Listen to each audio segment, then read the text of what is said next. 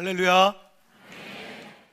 네, 우리 주님 사모하는 뜨거운 열정으로 이 자리에 함께 하시는 우리 모든 성도님들, 그리고 온라인으로 함께하는 모든 성도님들 진심으로 사랑하고 축복합니다. 네. 제가 여기 단 밑에서 저도 뜨겁게 하나님 찬양하는데 하나님께 확실한 마음을 주시더라고요. 오늘 이 자리, 이 시간이 우리 하나님께서 그 뜨거운 찬양과 많은 기도가 쌓여있기에 너무 기뻐 받으신다고. 그래서 이미 강사의 저의 어떠함과 관계없이 이미 많은 것들을 예비해 놓으셨다고 이렇게 말씀하시더라고요. 네. 여러분, 우리가 그래서 오늘 우리 주님께서 저와 여기 보이신 또 온라인에 보이시는 모든 분들에게 우리 주님께서 은혜와 충만함으로 베풀어 줄 것을 기대하며 나아갔으면 좋겠습니다. 네, 저는 아까 소개받은 대로 선한목적교회에 출석하고 섬기고 있고 주식회사 우성염직이라는 조그만 섬유 관련 중소제조업을 경영하고 있습니다. 처음에 다니엘 기도회에서 목사님께서 저한테 전화 주셨는데 깜짝 놀랐습니다. 엄청 당황했어요. 세상적으로 볼 때 저희같이 조그만 기업인데 왜 하는 마음이 들었고요. 혹시 착각하신 거 아닌가 이런 생각까지 들었습니다. 그런데 하나님께 기도하는데 하나님께서 마음을 주시더라고요. 너와 너의 일터에서 살아계신 하나님께서 생생하게 그 일하신 모든 것들을 여기 계신 모든 분들에게, 성도님들에게 있는 그대로 솔직하게 함께 나눈 시간, 그 시간들을 우리 주님께서 바라신다고. 네, 그래서 오늘 이 시간 우리가 저의 입술을 통해서지만 우리 참 좋으신 하나님 아버지만 드러나시고 우리 주님만 영광 받으시는 그런 시간 되길 소망합니다. 네, 그런 의미에서 우리 하나님께 영광의 박수 올려드리겠습니다.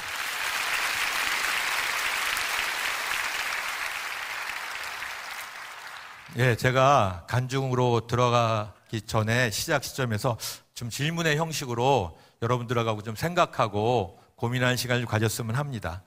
여기 계신 성도 여러분들, 우리 예수 그리스도께서 여러분들의 구주가 되심을 믿음으로 고백하시죠? 네, 당연히 아멘이시죠. 그럼 한 가지 더 나가서 그 예수님께서 우리 여러분 각자의 삶에 주님이심도 믿음으로 고백하시나요? 네, 아멘이십니다. 자, 그럼 좀 더 구체적으로 가서 그러면 우리가 고백한 그 예수님이 나의 삶의 주님이시라고 고백한 그 믿음이 여러분 각자의 삶에서 구체적으로 어떻게 영향을 미치고 계십니까? 하는 질문입니다. 즉, 믿음이 실제가 되고 있나 하는 고민입니다. 그래서 사도 바울께서는 오늘 아까 성경 말씀에 고린도서 13장 5절 말씀에서 너희는 믿음 안에 있는가? 너희 자신을 시험하고 너희 자신을 확증하라. 예수 그리스도께서 너희 안에 계신 줄을 너희가 스스로 알지 못하느냐? 그렇지 않으면 너희는 버림받은 자니라 라고 말씀하셨습니다. 사도 바울께서 이렇게 말씀하신 것은 우리의 믿음이 우리가 한 번 입술로 고백되는 것으로는 확보되기가 쉽지 않은 것이라고, 그래서 시험하고 확증하는 단계가 꼭 필요하다고, 그렇지 않으면은 저희가 착각하고 내가 믿음이 좋은 사람이라고 착각할 수도 있다라고 말씀하시는 것 같습니다. 그렇다면 우리가 지금 얘기한 대로 사도 바울께서 고린도후서 13장 5절에 말씀하신 대로 그 저의 믿음을 시험하고 확증하는 것들을 어떻게 확인하면서 갈 수 있을까 하는 질문입니다. 사실은 저의 입장을, 저의 경험을 통해서 보면은 분명한 것은 제 경험적으로는 교회 안에서 모든 믿는 분들과 함께 있을 때는 그게 잘 확인이 안 되더라고요. 오히려 착각하는 경우가 많이 있었습니다. 제가 믿음이 좋은 사람이라고. 근데 여러분들, 우리가 교회에서 예배드리고 은혜 받고 또 말씀으로 양육받고 훈련하고 또 사역에 참여하고 봉사하는 것은 우리 그리스도인들에게 엄청 중요한 기초입니다. 그걸 빼놓을 수가 없습니다. 그런데 거기서 그치면은 우리가 내 스스로가 난 믿음이 좋은 사람인가 보다 라고 착각하기가 너무 쉬운 것 같습니다. 저 같은 경우에는 저의 신앙생활 한 45년 정도 된 것 같은데 그 중에서 상당 기간, 한 20년 가까이를 이 부분에 대해서 사실은 분명하지 못했고 두리뭉실하게 이렇게 넘어갔던 게 사실임을 여러분에게 고백합니다. 주일날 예배 때 은혜 받고 사역에도 참여하고 그랬지만 거기서 그치고 월요일날 회사에 가면은 누구보다 열심히 돈 벌려고 일 중독으로 있었던 것 같습니다. 그리고 세상 가치에 완전히 함몰되어서 세상 사람들과 동일하게 돈을 벌었던 것 같습니다. 그리고 교회 와서 헌금 잘 하면은 되는 줄 알고 그렇게 위안하고 타협하고 살았던 것 같습니다. 그런데 왠지 모르게 제 안에 왠지 모르는 부족함과 공허함들이 있더라고요. 특별히 하나님 앞에서 독대하며 기도할 때 그 마음이 훨씬 더 커졌습니다. 마치 반석이가 아니고 모래 위에 집을 지은 사람 같았습니다. 근데 이런 부족함들을 느끼고 있을 때 그래도 하나님께서 저에게 은혜를 베푸셔서 한 18년 정도 된 것 같은데 그 전에 제가 제자훈련에 참여할 수 있었습니다. 그때 하나님을 인격적으로 만나고 하나님과 친밀히 교제하는 은혜를 누렸습니다. 사실 저희 아내가 먼저 제자훈련을 받고 너무 좋다고 저에게 권면했었습니다. 근데 그 당시만 하더라도 제가 평일날 저녁 때 한 6개월 동안 매주 가서 제자훈련 받는 건 상상이 안 되는 일이었습니다. 그래서 거절했습니다. 근데 우리 아내가 열심을 내서 그 당시 목사님하고 또 목사님의 요청드려서 토요일날 새벽반을 만들었더라고요. 그리고 저한테 토요일 새벽반이 생겼다고 토요일은 되지 않냐고. 그래서 근데 이제 제가 그 얘기를 듣는데 우리 아내가 집에서 아이들에게 잔소리가 엄청 많았거든요. 여기 와 있긴 한데, 네. 그래서 집안 분위기가 되게 힘들었어요. 퇴근하고 가면은. 그런데 제자훈련 받고 나서 사람이 바뀐 거예요. 집안이 평안해지고 잔소리가 엄청 줄었더라고요. 너무 신기했어요. 또 그런 영향도 있고 또 저희가 하나님의 은혜로 어떻든 제자훈련 시작했습니다. 하면서 제가 하나님을 머리로 알고 지식으로 알았던 그 하나님을 경험적으로 알아가는 은혜를 누렸습니다. 그런데 그때 하나님께서 저에게 구체적으로 만져주시기 시작한 것 같습니다. 그 전까지는 전혀 신경을 못 썼던 제 교회에서 삶과 현실에서 삶의 괴리를 심각하게 주님께서 보게 하신 것 같습니다. 이 부분을 심각하게 고민하게 하시더라고요. 교회에서 생활할 때하고 평일날 일터에서 제 생활할 때하고 삶이 너무 다른 거예요. 너무 이중적인 거예요. 심지어는 가면을 쓰고 교회에 오는 느낌도 있었습니다. 이런 모습들을 보면서 하나님께서 저를 이렇게 고민에 빠지시게 하는 이유가 뭔가 이렇게 생각해 보게 되었습니다. 심각하게 고민하는데 하나님께서 저희 삶에 있어서 교회에서 주인이시고 왕 되시면 일터나 일상에서 당연히 왕 되시고 주인이심이 당연하더라고요. 그런데 그렇다면은 둘 중에 하나였습니다. 하나님이 안 계시거나 아니면 제 삶이 엄청 왜곡되어 있는 거더라고요. 기도하는데 하나님이 안 계시다고 제가 그거를 인정할 수는 없었습니다. 그렇다면 나머지 하나 선택지밖에 없는 거죠. 이 과정을 통해서 하나님께서 제가 제 삶에 심각하게 왜곡된 부분들을 고민하게 하신 것 같습니다. 여러분들 우리가 믿음으로 우리 입술로 우리 예수님이 우리 삶의 주인이심이라고 고백하는 거하고 현실의 삶 속에서 일치된 삶을 경험하는 거하고는 완전히 다른 얘기더라고요. 또 우리가 믿음으로 우리의 삶, 일치된 삶으로 나가겠다고 하는 과정들을 우리가 어떻게 우리 삶 속에서 확인할 수 있는지를 심각하게 고민하게 되었는데 그것은 하나님 말씀에 그대로 순종하는 것밖에 없더라고요. 이것을 사도 바울은 너희가 믿음 안에 있는가 시험하고 확증하라 라는 과정으로 설명하고 있는 것 같았습니다. 그런 관점에서 제 삶을 봤더니 제 삶에 가장 많은 영역을 차지하고 많은 시간을 보내는 부분이 일터더라고요. 하나님께서 저 일터를 주목하게 하시고 그 일터에서 하나님 말씀대로 일치된 삶을 순종하면서 하나씩 시작하길 원하셨습니다. 그리고 그 시작에 믿음의 시작에 제일 첫 번째가 예배였습니다.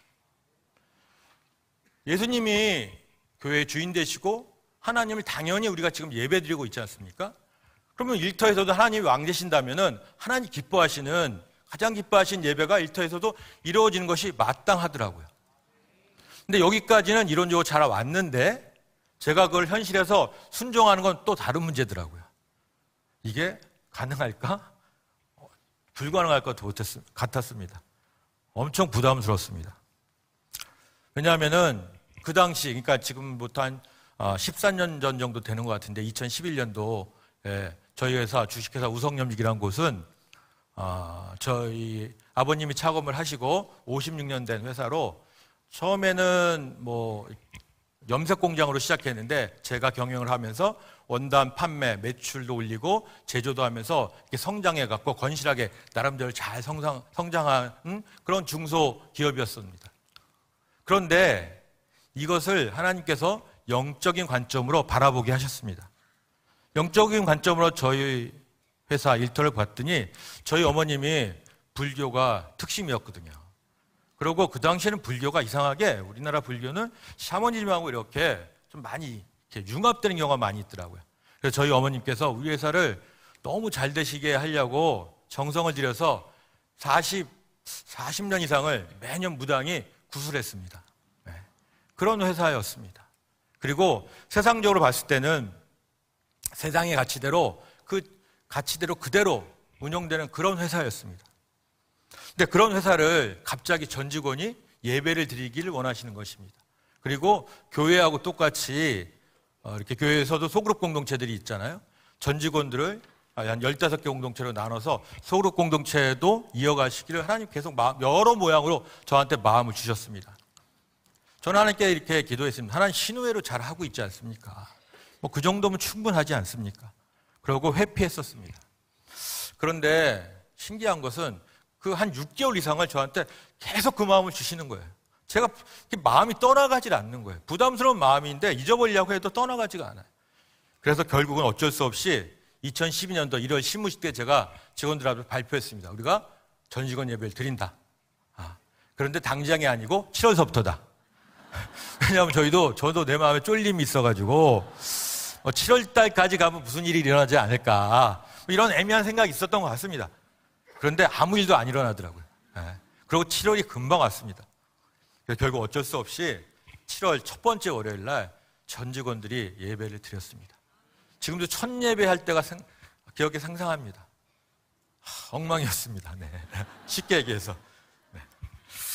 그런데 이런 부담스러운 상황을 제가 보면서 생각을 했습니다. 이렇게 하는 게 맞나? 이런 생각이 들더라고요. 왜냐하면은 그 당시에 저희 교회에 다니는 직원들의 비율이 10%도 안 됐습니다. 그리고 뭐 제조업은 다 비슷하겠지만 현장에 계시는 분들이 많았기 때문에 일 끝나면은 뭐 삼겹살에 소주 한 잔으로 시작해서 뭐 2차, 3차 이런 게 뭐 일상이었습니다. 그리고 저희 회사 이런 분위기 때문에 교회에 다니는 직원들도 저희 회사에 익숙해지면 교회랑 점점 멀어지는 그런 상황이었습니다. 뭐 사실입니다, 사실. 그런데 그런 상황에서 전 직원들이 예배를 드린 겁니다. 말이 형식이 예배지 한 7, 80%는 다 졸았던 것 같습니다. 네. 근데 그렇게 동원된 우리 직원들은 또 얼마나 힘들었겠습니까? 네. 엄청 당황스럽고 엄청 불평이 많았을 것입니다. 그런데 또 제 입장은 또 어떻겠습니까? 저라고 좋았겠습니까? 그 입장을 끌고 한 저도 엄청 부담스럽고 솔직히 하기 싫었습니다. 그리고 본질적으로 이렇게 하는 게 맞나? 하나님의 음성을 듣고 하는 게 내가 맞기는 맞나? 뭐 이런 생각이 들더라고요. 그런데 신기한 것은 하나님께서 계속 제에게 마음을 주시는 거예요. 예배를 지속할 마음을 주시는 거예요. 그래서 계속 어쩔 수 없이 그 마음대로, 마음을 주신 대로 3개월, 4개월 이어가게 됐었습니다. 그러던 차에 우리 직원들 중에 서너 명이 도저히 예배를 못 드리겠다고 이렇게 보고가 올라왔습니다. 이유인즉슨 머리도 너무 아프고 메스껍고 막 이렇다는 거예요. 저는 사실은 그게 핑계인 줄 알았습니다. 그래서 제가 그분들을 일일이 다 면담을 했습니다. 자세히 설명도 듣고 면담을 했습니다. 그런데 놀라운 것을 발견했습니다. 그 서너 명의 직원들 대부분이 그 부모 때나 조상이 때 무속인이 있다는 것이었습니다. 제가 깜짝 놀랐습니다. 왜냐하면 그 직원분들은 전혀 이상한 분들이 아닙니다. 저하고 일상에서 똑같이 그냥 평범하게 일을 했던 분들입니다. 그리고 뭐 단기간도 아니고 10년, 15년 그렇게 했던 분들입니다. 그런데 그런 분들이 전 직원 예배가 시작되고 예배에 참석하니까 어떤 분은 머리가 너무 깨질 듯이 아프고 어떤 분은 속이 메시꺼워서 5분도 못 앉아 있겠다는 거예요. 저는 그걸 보면서 이 상황을 어떻게 설명할 수 있을까? 그러면서 깨달은 것이 저는 또 사람들은 상식적으로 이게 예배인가? 엉망이지 않는가를 생각했는데 하나님은 그 예배를 받고 계셨고 또 그 예배를 통해서 하나님께서 임재하고 계셨다는 것들. 그래서 성령 하나님 임재 아니면 이것은 설명할 길이 없는 상황이었습니다. 그걸 보면서 제가 많이 회개했었습니다. 그런 상황들을 겪으면서 제가 순종의 발걸음을 이렇게 내딛기 시작하면서 믿음의 실험을 하는 과정 속에서 제가 심각하게 하나 깨달은 것이 있습니다. 믿음의 실험을 하면서 하나님 나라를 이루어가는 과정에는 반드시 악한 영의 세상 가치로 포장된 악한 영의 영적 싸움과 방해가 치열할 수밖에 없고 그를 통해서 고난을 동반시키고 또 저를 조롱하고 포기시키려는 시도들이 동반될 수 없다는 것을 깨닫게 되었습니다. 여러분, 이전까지 40년 동안 무당이 굳하던 곳입니다. 세상 가치로 완전히 지배됐던 곳입니다. 그런 곳에 하나님 나라가 선포되고 예배가 시작되니 악한 영들이 치열하게 저항하면서 고난과 어려움을 이유로 여러 가지로 방해하는 것들은 어떻게 보면 당연한 것일 수도 있습니다. 특별히 예배를 시작한 2012년서부터 3, 4년간은 그런 어려움과 고난과 여러 가지 사건, 사고가 힘으로 찼었습니다. 지금 돌이켜보면 그 어려움들을 어떻게 제가 다 겪었는지 상상이 안 될 정도입니다. 근데 분명한 것은 그 악한 영들의 공격도 있지만 우리 하나님께서 그것들을 그냥 보고 계시지 않고 제가 넘어질 때 일으켜주시고 격려해 주시고 여러 가지 상황들로 저를 포기시키지 않고 계속 이끌어 가셨다는 것입니다. 자, 그 중에서 시간 관계상 2가지 정도만 제가 나눠보도록 하겠습니다. 제가 전 직원 예배와 더불어서 아까 말씀드린 대로 공동체 활동 소그룹을 했다고 말씀드렸습니다. 그 공동체 활동의 일환으로 공감여행이라는 이름으로 여행 프로그램을 진행했습니다. 그 여행 프로그램 우리 직원들이 근무 시간을 쉬고 자연에 나가서 맛있는 것도 먹고 또 저녁 때 이렇게 나눔도 하고 회사에서 비용을 다 대주고 하니까 너무 좋아했습니다. 그래서 공감여행과 공동체 활동을 한 지 한 1년 정도 지날 때였습니다. 한 공동체에서 공감여행을 갔는데 거기에서 큰 사고가 발생했습니다. 한 직원이 가평 쪽에 공감여행을 가는 과정에서 익사 사망 사고로 하는 사고가 발생했습니다. 사실은 제가 산재를 경험하거나 약간 직원이 다치는 거나 이런 경험을 많이 했었는데 생명을 잃는 경험은 한 번도 한 적이 없습니다. 회사에서. 그것도 여러분들 생각해 보세요. 업무적으로 일어난 사고가 아니잖아요. 사역적으로 공감여행 과정에서 일어난 사망 사고입니다. 그래서 충격이 저한테 더 컸습니다. 금요일 밤에 벌어진 일이었고 제가 연락을 받고 현장에 제가 급히 달려간 거는 토요일 날 저녁 때였습니다. 경찰서에 도착해서 한 1시간 정도 지나니까 무전으로 저 하류 쪽에서 시신이 하나 이렇게 떠올랐다고 연락이 왔습니다. 경찰서 계신 분이 어머님이 가서 그걸 확인하면 충격으로 쓰러지시니까 시신을 확인해야 되니까 그거를 저와 우리 공동체 리더가 함께 가서 시신 확인해달라고 부탁을 했습니다. 제가 가서 시신을 확인했습니다. 몸이 많이 퉁퉁 불어있고 하는 상태였지만 회사 티를 입고 있었기 때문에 금방 확인이 됐습니다. 그날 밤에 돌아오면서 하나님 앞에서 제가 원망 어린 질문을 할 수밖에 없었습니다. 하나님, 왜 이때 이런 일을 우리 일터에 허락하십니까? 더욱이 이 고귀한 생명을 어떻게 이런 방식으로 떠나보내는 것을 허락하십니까? 그런 불평 어린 절망적인 기도를 하고 주말을 보내고 월요일을 맞이했고 전 직원 예배를 맞이했습니다. 제 발걸음이 너무 무거웠습니다. 제가 12년 전에 일터교회를 선포할 때 직원들에게 한 얘기가 있습니다. 우리 직원분들에게 여러분 각자의 종교나 무교를 제가 갖고 있는 기독교로 개종하려고 이런 일을 시작하는 게 아닙니다. 왜냐하면 그러기 위해서는 여러분들도 힘들지만 제 자신이나 회사에도 갑지불이 너무 큽니다. 손실도 너무 많고 업무 시간에 그런 걸 다 하는 거니까. 그런 차원이 아닙니다. 제가 짧은 인생 살아봤는데 진리는 하나일 수밖에 없고 한 방향으로 갈 수밖에 없는 것이다. 그런데 저는 그 당시 기독교 종교를 갖고 있었고 성경이 있었기 때문에 이게 하나님 말씀을 인정하고 제가 마음을 먹고 그 말씀대로 이걸 진리 삼아서 한번 살아보려고 애써봤다. 그랬더니 제 삶이 변화되기 시작했고 우리의 가정의 삶이 화목해지고 아까 얘기했는데 우리 안에 잔소리도 없어지고 이렇게 되면서 많은 변화가 일어나는 것들을 내가 확인했다. 그렇다면 그 하나님이 동일하게 살아계셔서 일터에서 계실 수밖에 없고 그 하나님의 말씀이 일터에서도 진리로 선포되고 그것들을 그대로 말씀에 순종해서 우리가 살아보는 것이 마땅하고 그렇게 했을 때 우리 모두에게 저를 포함한 우리 직원들 모두에게 진정한 축복이 임하지 않겠냐. 그게 확신이 들어서 이 작업을 하는 것이다. 이런 얘기를 했습니다. 그런데 그 얘기를 하면서 직원들이 반신반의하니까 여러분들 하나님 모르시니까 그러니까 그렇다면은 그냥 저를 신뢰하고 한 방향으로 가보자. 근데 단기간은 안 되고 한 3년만 가보자. 3년만 가보면은 우리 하나님께서 분명히 증거를 보여주실 거다. 근데 만약 아무 분거도 보여주시지 않고 아무 변화가 없고 귀찮게만 계속 한다면 제가 여러분들 앞에서 하나님은 안 계시다고 인정하겠다 하고 시작을 했습니다. 그렇기 때문에 매 예배, 전직원 예배 끝나고 제가 전 직원들 앞에서 한 5분에서 10분 정도 저의 삶, 일주일의 삶들을 나누고 그게 하나님 앞에서 그게 실패든 성공이든 어떤 식으로 해석되고 믿음으로 내가 그것들을 어떻게 바라보는지를 설명하는 시간을 계속 가졌습니다. 그렇기 때문에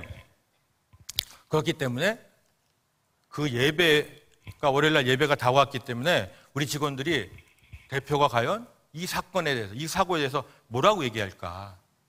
이걸 어떻게 해석할까? 이런 생각을 당연히 할 수밖에 없었습니다.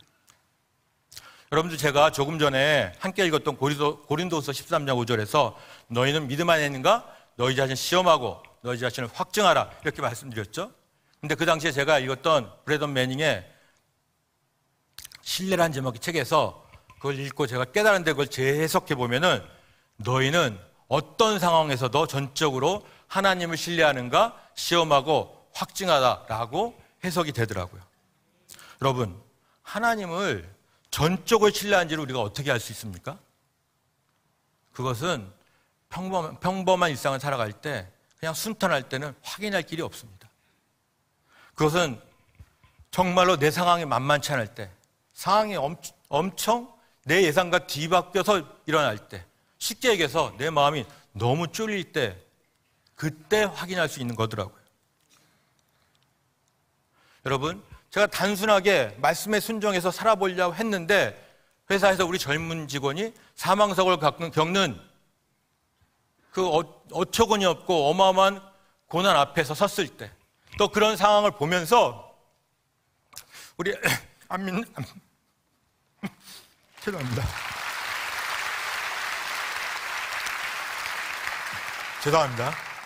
네, 우리 안 믿는 직원들이 그 상황을 보면서 사장이 쓸데없는 짓을 해서 재수없게 이런 일이 벌어졌다라고 이렇게 수군거릴 때, 그럴 때 하나님을 전적으로 신뢰한지 확인해 볼 수 있는 거더라고요.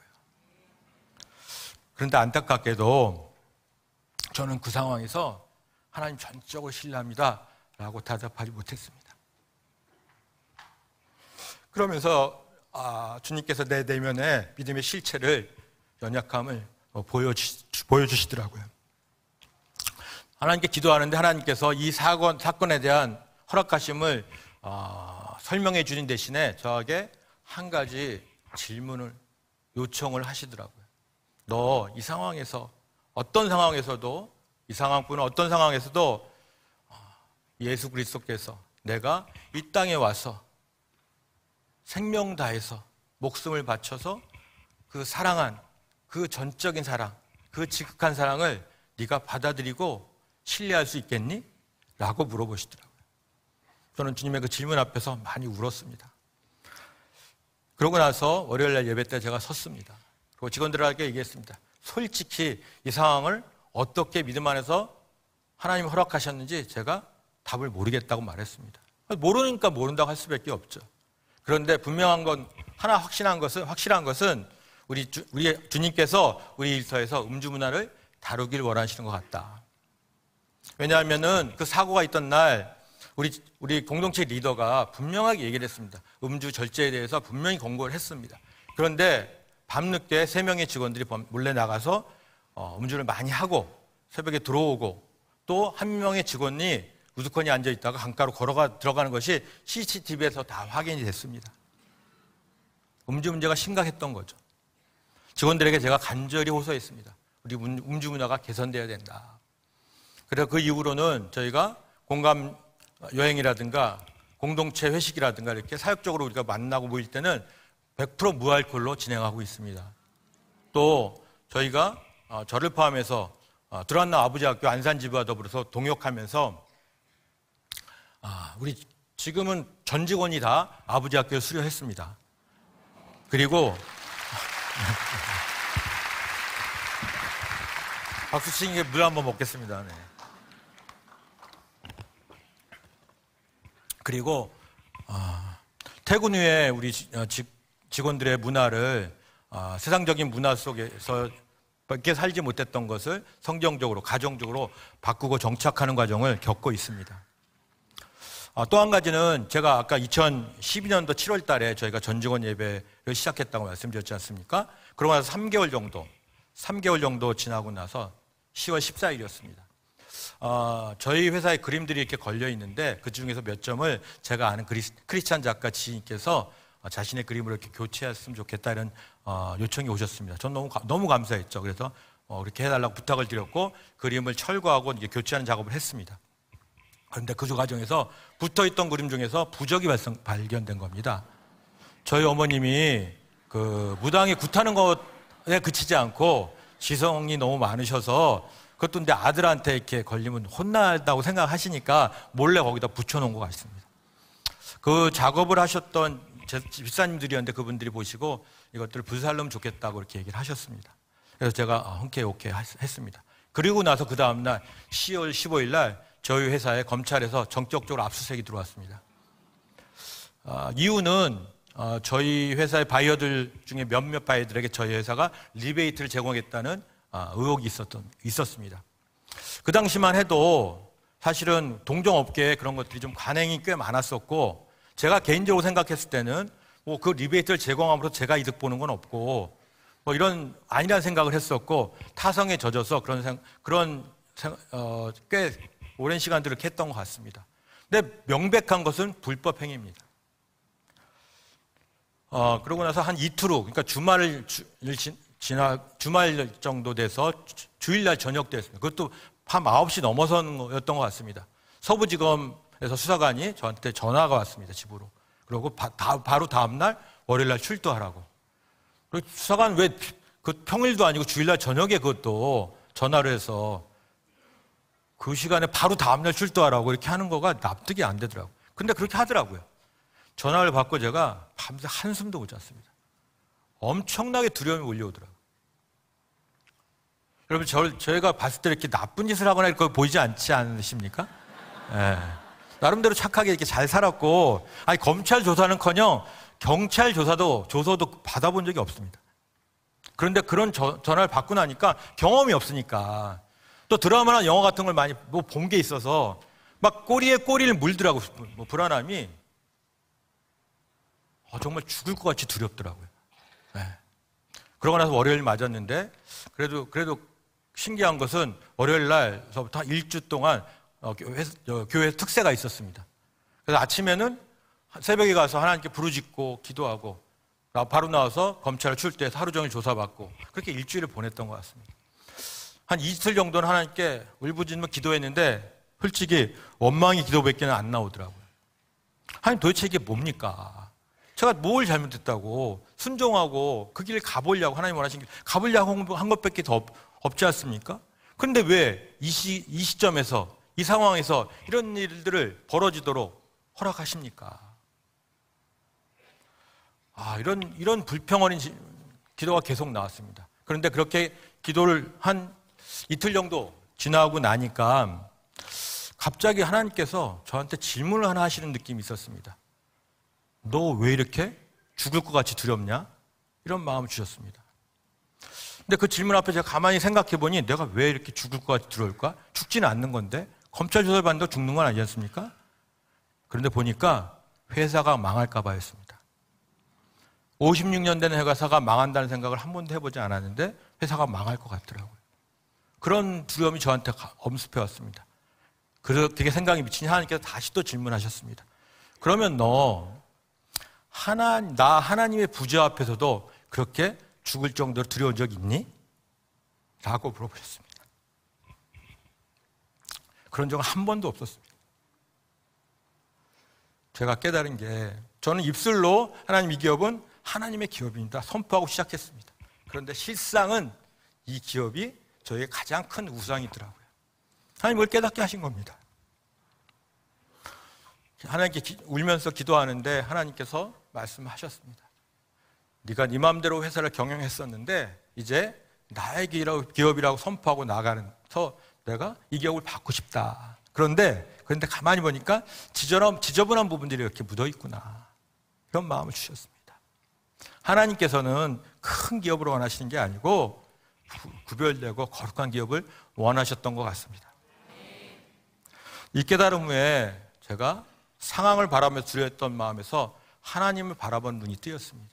그리고 현실을 그 눈으로 직시하고 담담하게 그리고 솔직하게 잘 조사를 받았던 것 같습니다. 한 일주일 정도 거의 마무리되는 시점에서 특세 마지막 날 목사님께서 저에게 안수기도를 해주시는데 예언의 말씀이라고 하면서 하나님이 예언의 말씀을 받으셨다고 하면서 저에게 안수기도하면서 말씀을 주셨습니다. 이제 내가 나를 사랑하는 줄 알겠다. 이런 말씀을 주셨습니다. 저는 이 말씀을 받으면서 창세기 22장에서 아브라함이 말씀에 순종해서 이삭을 바칠 때 천사가 이제 내가 하나님을 경외한 줄 알았다. 이 말씀과 오버랩되면서 엄청 감격의 눈물을 흘렸던 것 같습니다. 저는 이 시기를 보면서 저는 하나님 기업으로 선포하고 뭔가를 거창하게 이뤄내보려고 하고 뭐 이랬던 것 같은데 하나님께서는 그게 아니고 지금 너와 이 일터가 이렇게 연약한 부분들, 아픈 부분들이 꽤 있다. 그것들을 발견하고 수술하고 회복하는 시간을 가져야 될 것 같다. 여러분들 아픈 부위를 발견하고 수술하고 회복하는 시간은 고통의 시간입니다. 어려운 시간입니다. 하지만 분명히 필요한 시간입니다. 그렇듯이 하나님께서 우리 기업을 병든 부분들, 아픈 부분들을 하나씩 만져주시고 수술하시고 회복하는 과정을 걷기를 원하셨던 것 같습니다. 그 이후로 제가 모든 회계 기준과 영업 방침들을 투명하고 원칙적으로 다 바꿨습니다. 물론 쉽지 않았죠. 영업 쪽에서 불만이 많았고 또 매출은 뭐 당연히 급감할 수밖에 없었고 적자가 이어지고 그랬습니다. 그런데 제가 다시 백하고 타협할 수 없는 것은 하나님께서 저를 이 상황을 어떻게 다루신지를 제가 누구보다 잘 경험했기 때문에 타협할 수가 없도록 하나님께 만드셨던 것 같습니다. 그 길을 계속 그렇게 갈 수밖에 없었고 지속할 수밖에 없었습니다. 쉬운 편법이 이렇게 차단되고 나니까 어쩔 수 없이 실력을 쌓는 방법밖에 없었습니다. 없는 돈에 기술 개발, 투자 쪽을 계속 진행하도록 하나님께서 허락하시고 계속 그 길을 걸어갔습니다. 하지만 그게 쉬운 게 아니지 않습니까? 금방 결과가 나오지 않죠. 또 현실은 현실인지라 매출이 줄어들고 적자가 계속 지속되고 또 더구나 아까 검찰 조사 받은 결과가 잘 마무리됐지만 2년의 세무조사를 받고 상당 금액의 세금 추징도 당했습니다. 그러다 보니까 자금적으로 너무 어려운 시간들을 버텨야 했습니다. 그 과정에서 주님께서 어느 시점에 저에게 이런 마음을 주시더라고요. 너 개인적인 전 재산을 이 법인 회사에 재투입하면 어떻겠니? 이런 마음을 주시더라고요. 근데 저는 개인적으로 솔직히 망할 것 같은 회사에 제 전 재산, 개인 재산을 투여한다는 것이 왜 웃으세요? 꽤 컸어요, 전 재산이. 네. 이게 웃을 일이 아니신데? 네. 그거를 한다는 게 순종이 안 되더라고요. 솔직히 순종이 안 되더라고요. 그래서 차일치일 미뤘습니다. 왜 그러냐 봤더니 회사가 만약에 잘못되면 저는 뭘 먹고 살까? 이런 현실이 저를 이렇게 그런 이유로 몰아갔던 것 같습니다. 그런데 하나님께서 기도하는데 이런 마음을 주시더라고요. 이 기업을 내 기업으로 받고 오니 이 생명들이 너무 귀하다. 내가 이 생명들, 이 직원들 한 생명 한 생명을 위해서 난 목숨까지 바칠 정도로 진지하게 사랑하고 있단다. 너도 그 진지함 앞에 함께 동참하면 안 되겠니? 이 마음을 주시더라고요. 사실은 그 하나님의 질문 앞에서 제가 변명의 여지가 없더라고요. 순종할 수밖에 없었습니다. 순종하고 나니 신기한 것은 이렇게 막 움켜쥐고 있던 것들을 힘을 풀고 놔버리니까 오히려 평안해지더라고요. 그게 뭔데 하는 생각도 들고, 네. 그렇게 은혜로 시간을 보내는데 그래도 참 어려운 것이 이게 회사가 너무 어려우니까 밑 빠진 독에 물을 붓는 것 같았습니다. 계속 어려움이 지속되면서 결국은 4년 전인 2020년도 하반기에 완전 절망적인 상황까지 치달았습니다. 자금적으로 봤을 때 제가 아무리 시뮬레이션을 해봐도 연말까지 버틸 수가 없겠더라고요. 가능성이 제로더라고요. 8월 말 어느 저녁이었던 것 같습니다. 잠들려고 하는데 그런 것들이 확 엄습해 오더라고요. 그래서 한숨도 못 자겠더라고요. 제가 개인적으로 파산하는 것은 하나님께서 좀 저를 많이 다루셨기 때문에 그거는 그렇게 또 버틸만 하겠더라고요.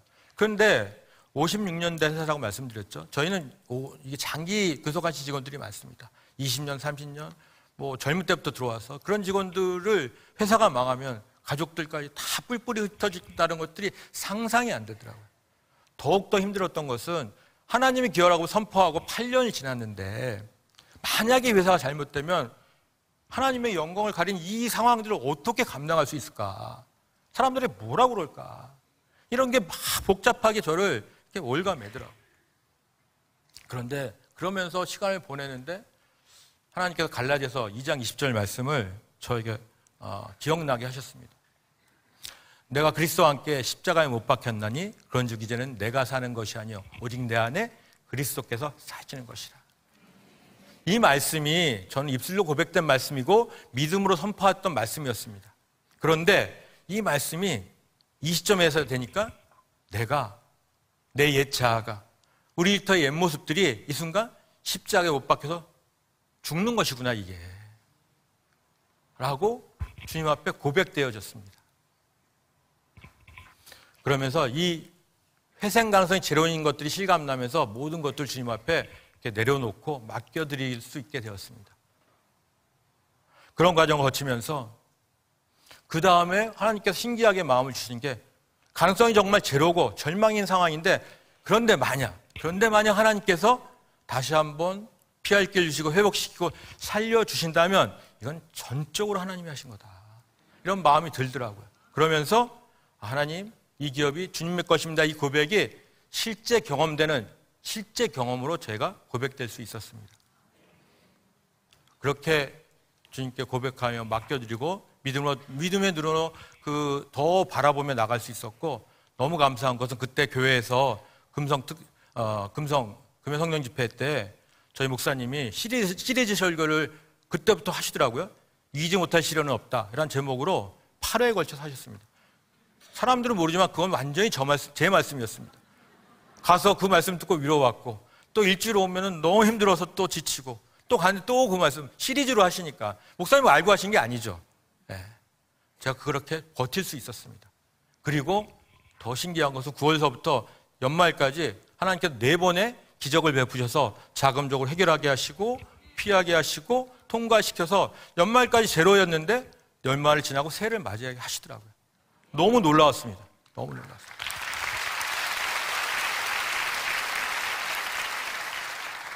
여러분들 지금 제가 2가지 상황을 말씀드렸는데 그 외에도 크고 작은 영적 공유가 고난 이런 것들이 많았습니다. 근데 그런 것들 제가 어떻게 버텼을까요? 제가 인간적인 의지와 결단으로 됐을까요?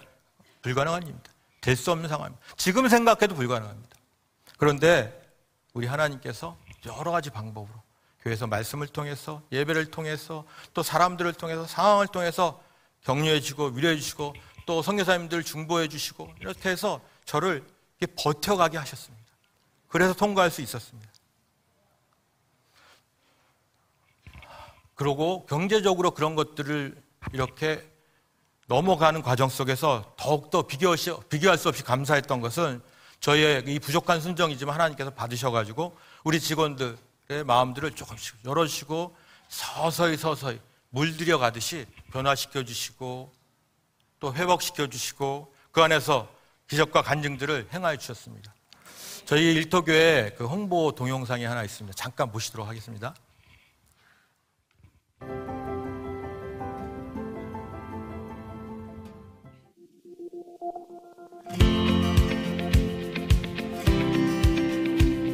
매달 2번의 전직원 예배와 사랑의 공동체를 통해 하나님의 사랑을 구체적으로 배우고 깨달아가고 있습니다.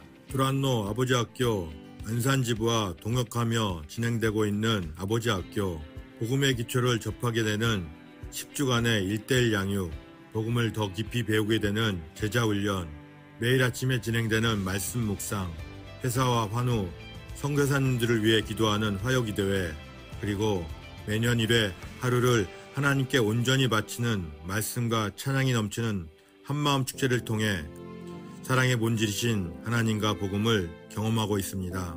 말기 암 환자들을 위한 샘물 호스피스 섬김, 노숙자분들을 위한 광야교회 섬김 등 4곳의 국내 기관들을 후원하고 방문하여 섬기고 있습니다. 또한 12개 공동체에서 12가정의 어려운 이웃을 10여 년 전부터 매달 방문하여 교제하고 섬기고 있습니다. 그뿐 아니라 세계 각국의 9곳의 선교사님들을 후원하며 섬기고 중보하고 있습니다. 이렇게 다양한 방법으로 하나님의 사랑을 흘려보내고 아름답게 물들여가려고 애쓰고 힘쓰고 있습니다.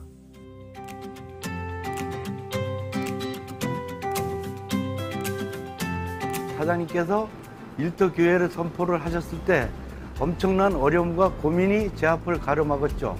시간이 흘러 저희가 많은 변화가 찾아왔습니다. 제자훈련, 교회 등록, 새신자 교육 등을 이수하고 그리스도인으로서 첫 발을 내딛게 되었습니다. 예배 중에 찬양 인도하던 어느 날 첫 곡 천마디를 부르는데 하나님이 황무지가 장미꽃같이 피는 것을 볼 때라는 찬양을 생각나게 하시면서 이 황무지 같은 밭을 내가 장미꽃밭으로 만들 것이다 라는 마음을 확신을 주셨습니다. 그때부터 하나님께 감사하며 상황이 어려워도 참고 마음이 아파도 참고 사람들 의식하지 않고 열심히 하루하루 성실하게 찬양 사역을 감당해 왔습니다. 이 모든 걸 하나님이 하셨습니다.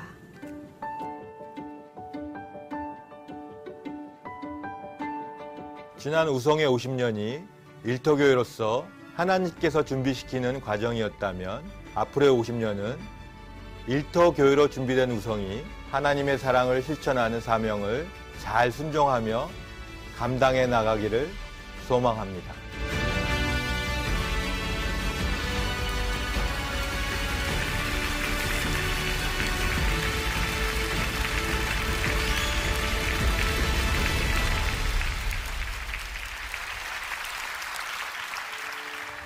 네, 지금은 일터에서 소그룹 공동체는 완전히 정착이 되어 있습니다. 그리고 아까 말씀드린 대로 전 직원들이 아버지 학교를 다 수료하고 또 많은 직원들이 저희 교회에서 하는 1:1 양육 프로그램을 그대로 가져와서 10주간의 양육 코스를 거의 다 받았고 또 저하고 많은 직원들이 일터에서 제자훈련 코스들을 하면서 복음을 조금씩 이해해가면서 조금씩 하나 되는 모습들로 이렇게 변화되고 있습니다. 무엇보다 가장 확실한 것은 세상의 가치관으로 지배했던 그런 일터의 문화가 하나님의 말씀이 진리는 성경적 세계관을 바탕으로 한 문화로 서서히 바뀌어가고 있다는 것입니다. 이런 것들을 하나님 은혜가에서 경험하는 와중에 하나님께서 저희에게 아까 2020년 망할 수밖에 없었던 그 해에서 2021년 하나님께서 극단적으로 오다를 몰아주시고 매출을 증가시켜 주시고 회생시켜 주셨습니다. 너무 극단적으로 이렇게 하시더라고요. 그동안 우리가 땀 흘리고 기술 개발하고 축적했던 그 모든 것들이 그렇게 열매가 안 맺혔는데 21년서부터 한 2, 3년간 열매가 충실하게 맺히는 것들을 제가 경험했습니다. 제가 하나님께 하도 신기해서 여쭤봤습니다. 하나님 어떻게 2020년도하고 2021년 이렇게 망할 것 같은 상황에서 극적인 회상으로 이렇게 변화시키는 과정들을 겪게 하십니까? 하나님께서 저에게 주신 마음이 있습니다. 이 일터에 믿지 않는, 나를 모르는, 하나님 모르는 많은 직원들에게 하나님 살아계시고 하나님이 하셨다는 것을 이렇게 극적으로 하지 않으면 잘 모를 것 같아서 이렇게 보여주셨다, 이런 마음을 주시더라고요. 또한 주위의 많은 사람들에게 하나님의 기업이 세상 방식으로 아닌 하나님 방식으로 기업을 경영하는 것이 어떤 것인지를 보여주고 싶어 하시는 마음들이 제가 느껴졌습니다. 제가 아까 영상에서 보면 마지막에 저 기업 이념과 비전이 나오는 게 잠깐 보셨을 겁니다. 거기에 마지막 기업 이념 마지막이 하나님의 사랑을 실천한 기업, 이렇게 되어 있습니다.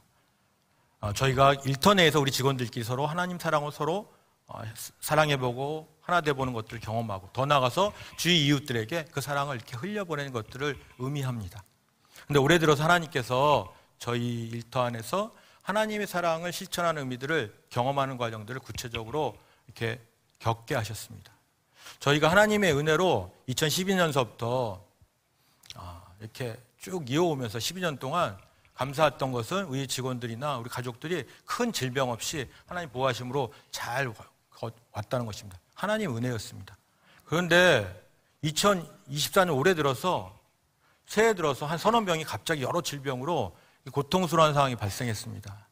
제가 그 직원들을 위해서 이렇게 기도하는데 하나님께서 일터 교회고 같은 공동체고 하나님의 사랑을 실천하는 기업이라면 당연히 함께 모여서 함께 기도하는 것이 마땅하지 않겠냐? 이런 마음을 주시더라고요. 그래서 직원들한테 그런 것들을 설명을 하고 함께 기도할 자들을, 자원한 마음 있는 자들을 이렇게 신청을 받았더니 한 40명 정도가 모였습니다. 그래서 함께 한 2달 동안을 여러 가지 방법으로 열심히 중보하며 그 아픈 환우도 우리 직원들을 기도했습니다. 그런 와중에 우리 회사의 임원 한 직원이 신장염이 심각해져서 투석까지 가는 상황이 발생했습니다. 급격하게 안 좋아지더라고요. 이런 상황이 확정이 되니까 이제 시골에 있는 부모님도 올라오셔서 아들 위해서 장기 이식을 하시겠다고 병원을 찾았고 확인하는 과정을 통해서 한 번 더 수치를 확인하는 과정을 겪는 날이 왔습니다. 저희가 계속 기도하고 있었죠. 근데 그 직원이 저녁 때 임원이 저한테 전화가 왔습니다. 사장님, 수치가 약간 회복돼서 신장 투석을 안 해도 될 것 같습니다. 이런 얘기를 하더라고요. 너무 감사했습니다. 너무 감사했습니다. 물론 신장염은 극단적으로 회복될 수는 없습니다. 물론 지금도 그 경계에서 조금 더 위일 뿐입니다. 하지만 정상적인 생활을 하고 있고, 무엇보다도 그 임원이 하나님 믿는 직원이었지만 이 어려운 과정 통해서 하나님 더 깊이 있게 알게 됐고, 하루하루 소중히 생각하며 함께 기도하며 앞으로도 계속 함께 나가고 있습니다. 또 한 직원은 알코올 의존증이 심각해서 중독이 드러났습니다. 이를 위해서 저희가 직원들이 서로 배려하고 섬기고 기도하는 과정을 겪었습니다. 일반 회사 같으면은 당연히 퇴사 조치할 수밖에 없는 상황이었습니다. 그렇게 되면 그 직원은 가정이 깨지고 아내와도 이혼되고 인생은 완전히 파멸될 수밖에 없는 상황이었습니다. 제가 그 직원을 불러서 간곡히 설득을 했습니다. 설득을 하고 지금은 알코올 전문 치유병원에서 지금 입원해 있는 상태입니다. 치료를 하고 있고, 지역교회 목사님한테 부탁을 드려서 이 상황을 설명드리고 같이 상담하시고 같이 중보하시고 치유사역에 같이 동역하고 계십니다.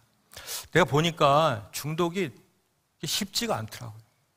생각보다 쉽지가 않아요. 그래서 저도 인간인지라 때로는 지치고 포기하고 싶은 마음이 막 드는 거예요. 하나님께 기도하면 하나님께서 주신 마음이 그 영혼도 내 자식 같단다, 내 자식이란다, 너 같으면 네 자식을 포기하겠니? 이런 마음을 주시는 거예요. 포기가 안 되죠, 그러니까. 근데 하나님 주신 마음으로 그 직원의 부모님을 제가 3, 4개월 전 우리 아내와 같이 만났습니다. 그리고 부모님들한테 아들을 위해서 함께 치유의 과정을 같이 가셔야 되는데 근본적인 치유의 방법은 전능한 하나님 앞에 나가는 방법밖에 없다. 그리고 근데 그 부모님들은 교회를 다니신 분이 아니었어요. 특히 어머님은 무속신앙이 되게 깊으신 분이었고 그랬기 때문에 교회를 제가 나갈 것을 권면했는데 처음에 되게 두려워하시더라고요. 신이 바뀌는 문제라든가 이런 것들을 통해서 되게 두려워하셨는데 그래도 감사한 것은 수긍하시고 교회를 나가기 시작하셨고 예배로 주님께 나가면서 드렸던 제사를 다 철폐하고 지금 교회 등록하셔서 다니고 계십니다. 그리고 그 자식을 위해서 함께 간절히 잘 하시지 못하는 기도지만 기도하고 계십니다. 이 또한 저희 일터에서 진행되는 믿음의 실험이라고 저는 생각합니다. 여러분들 지금 저희가 허락된 시간들을 좀 마무리해 볼까 합니다. 제 개인에게 있어서 우리 주님께서 부어주신 마음의 소원을 품고 저희 일터에서 하나님의 말씀을 진리 삼아서 믿음의 실험을 해보는 과정들을 짧게나마 여러분들하고 이렇게 나누었습니다. 근데 여러분들이 그런 얘기를 하시더라고요. 근데 방법적으로 너무 무모하고 과격한 거 아닌가? 이런 얘기가 있으셨어요. 제가 생각해 봐도 그런 면이 없지 않더라고요. 그런데 제가 이것들 지속하면서 순종하면서 깨달은 것이 있습니다. 하나님께서 주신 마음이 방법적으로 과격하냐, 무모한 것이냐, 이게 중요한 게 아니고 얼마나 진지하게 우리 직원들을 대할 것이냐, 얼마나 성실하게 그 하나님의 순종의 길을 갈 것이냐, 이게 중요하다고 말씀하시더라고요. 그러면서 하나님께서는 자신의 자녀를 이 땅에 보내셔서 죽기까지 순종케 하시고 그 영혼들을 위해서 목숨 바치신 그 진지한 사랑, 그 아버지의 마음으로 내가 우리 직원들을 그렇게 대할 수 있겠냐를 계속 물으셨고 또 그렇게 하려고 부족하자면 애를 썼습니다. 그랬더니 우리 직원들이 시간이 지나니까 안 믿는 직원들이 마음이 열리고 기독교에 대한 선입관들이 되게 안 좋은 것들이 바뀌시면서 이렇게 또 의미를 알아가시고 또 교회도 등록하신 분도 꽤 생기시고 또 무엇보다도 같이 동역하는 자들이 많이 늘어났습니다. 여러분, 성도 여러분, 우리가 신실하신 하나님 앞에서 하나님 기뻐하신 뜻대로 순종하고 그 길을 계속 걸어간다면, 그리고 믿음의 실험을 계속 이어간다면 때로는 그 과정이 힘들고 또 악한 영의 방해로 해서 죽을 것 같이 어려울 경우도 있습니다. 포기하고 싶은 경우도 있습니다. 그럼에도 불구하고 하나님께서 그만하라고 하시지 않는 한 그 길을 우리가 계속 걸어갈 수만 있다면 분명한 것은 우리 하나님께서 하나님 때 분명히 이루시고 열매 맺게 하신다는 겁니다. 그것들을 믿고 우리가 나가는 것입니다. 제가 얼마 전에 기도하는데 뜬금없이 하나님께서 그런 마음을 주시더라고요. 너 만약에 일터교회를 선포한 2012년 전으로 돌아갈 마음이 있니? 이런 마음을 주시더라고요. 이게 무슨 생각으로 이런 마음을 주시나? 그래서 가만히 생각해 봤더니 2012년도 저는 물질적으로 지금보다 부유했습니다. 세상적으로 봤을 때 더 성공한 기업 같이 보였습니다. 그렇기 때문에 그런 마음을 주셨나? 그러면서 하나님이 주신 그 질문의 마음을 갖고 제가 저의 상황과 저의 일터를 이렇게 돌아보게 되었습니다. 물질적으로 어려워진 건 사실입니다. 하지만 여러 상황들, 여러 측면들을 보게 하시더라고요. 먼저 저를 보게 하시더라고요. 제가 그 당시만 해도 일중독에, 알코올 의존증에, 또 염려 걱정으로 맨날 불안해하며 살았고 그 결과로 우리 직원들에게, 우리 가족들의 분노하며 지냈던 저였습니다. 그런 제가 엄청 많이 바뀌었습니다. 어떻게 보면 제가 가장 많이 바뀌었습니다. 제가 가장 많이 은혜를 받은 자더라고요. 더불어서 우리 일터의 많은 영혼들이, 우리 직원의 많은 영혼들이 놀랍게 변화됐습니다. 아까 영상에 보셨던 그 한 분은 저희 임원분이신데 어머님이 불교 신자시고 형님이 스님이신가 그래요. 네. 이거 엄청 힘들죠, 이게 하기가. 네. 그런데 지금 저렇게 말씀해 등록하시고 저분이 너무 감사한 것은 일터 내에서 전도부장이십니다. 만약에 제자훈련이라든가 일대일 이렇게 모아야 되잖아요, 사람들. 그거 강제적으로 안 되니까. 근데 당신의 경험을 얘기하면서 야, 내 전과 지금 봐라. 이렇게 하면서 설득하셔가지고 이렇게 잘 모아주십니다. 동역자가 되신 거예요. 한 팀장은 제가 이제 종교적으로 강요하는 것들이 너무 싫어서 핸드폰 컬러링을 반야신경으로 바꿨어요. 제가 전화하면 그거 들으라고. 손에다 이렇게 염주 같은 거 이렇게 끼고 반항하는 거죠. 네. 그랬던 우리 팀장이 지금 차양대 싱어입니다. 네.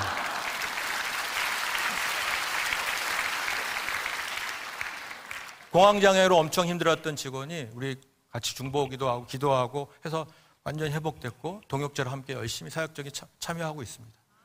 크고 작은 이런 놀라운 변화들이 이루 말할 수 없이 많습니다. 여러분들, 저희가 무엇보다 제가 말씀드린 대로 이 시간 마무리하면서 생각해 왔으면 좋겠습니다. 우리가 아까 고린도서 13장 5절에 뒷부분에 예수 그리스도께서 내 안에 계신 줄 너희가 스스로 알지 못하느냐라고 사도 바울이 우리에게 반문하는 질문을 합니다.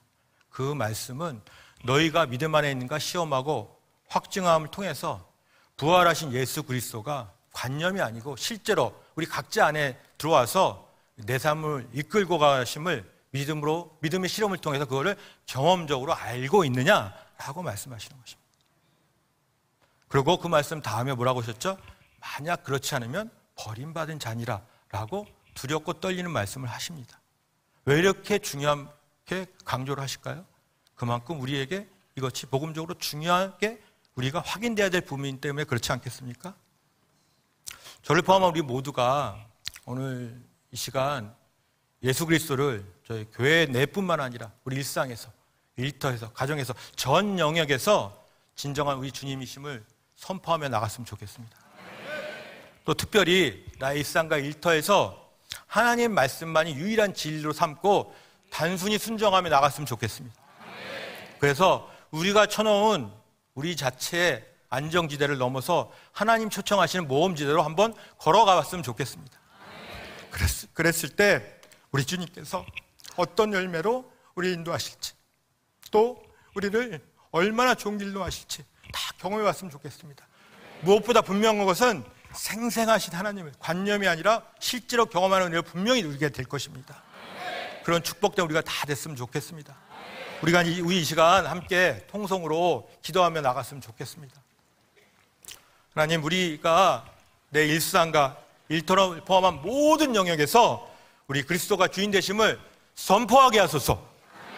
더 나아가서 우리 각자 일상과 일터의 삶의 현실의 한가운데서 하나님 말씀만을 유일한 진리 삼고 단순히 순종하는 믿음의 실험을 행하게 하소서. 그 열매로 우리 자신의 온전한 회복이 이루어지고 우리 삶 가운데서 하나님이 실제로 경험하는 놀라운 축복을 누리게 하소서. 우리 이 기도 제목 놓고 주님의 이름 한번 크게 부르고 같이 기도하시겠습니다. 주여! 주님 감사합니다. 이 시간 주님 허락하셔서 감사합니다. 인도해 주셔서 감사합니다. 말씀을 통해 찬양을 통해서 저에게 은혜를 주셔서 감사합니다. 하나님 아버지를 고백하는 하나님 아버지 믿음으로 고백합니다. 더 나아가서 하나님 아버지 내 인생의 모든 쪽에서 왕 되심을 선포하는 자 되게 하여 주시옵소서. 하나님 말씀만 유일한 진리임을 선포하고 그 말씀으로 단순히 순종을 살게 하여 주시옵소서. 하나님, 그것을 살아갈 때 하나님이 일하시는 다 경험하게 하여 주시옵소서. 살아계시는 생생히 우리 삶들이 전해드는 놀라운 일들을 아버지 경험하게 하여 주시옵소서. 놀라운 은혜를 인정하소서. 이 사람이 그리스도인으로서 선한 영향력을 내 삶을 통해서 나타낼 아버지의 세상을 통해 사랑같이 앞도는 저의 삶들이 순종을 통해 말씀 앞에서 변하게 내 삶을 통해서 그것을 앞도해가고 선한 영향을 미치는 놀라운 삶 되게 하여 주시옵소서. 그렇게 해주시면 찬양합니다. 주님 감사합니다. 주님 감사합니다. 참 좋으신 하나님 아버지, 이 시간 주님께서 성령 충만함을 함께 하시고 이 자리에 참석한 모든 분들이 하나님 말씀 안에서 깨달음과 놀라운 도전 앞에 서게 하시니 감사합니다. 하나님, 분명하게 하게 해주시옵소서. 내 모든 영역에서 하나님의 왕 되심을 분명하게 선포하게 하여 주시옵소서. 선포로 끝나지 않게 하시고 하나님 말씀만이 유일한 진리임을 인정하며 단순하게 순종하게 하여 주시옵소서. 이 믿음의 실험을 통해서 세상이 너무너무 악한데 세상 가치가 우리를 압도하는데 그것과 상관없이 내 삶을 통해서 복음이 살아계신 하나님이 생생하게 증거되는 놀라운 역사들이 우리 삶의 영에서 분명히 있게 하여 주시옵소서. 그렇게 해주실 주님을 찬양합니다. 이 모든 말씀 우리 주 예수 그리스도의 이름으로 기도합니다. 네.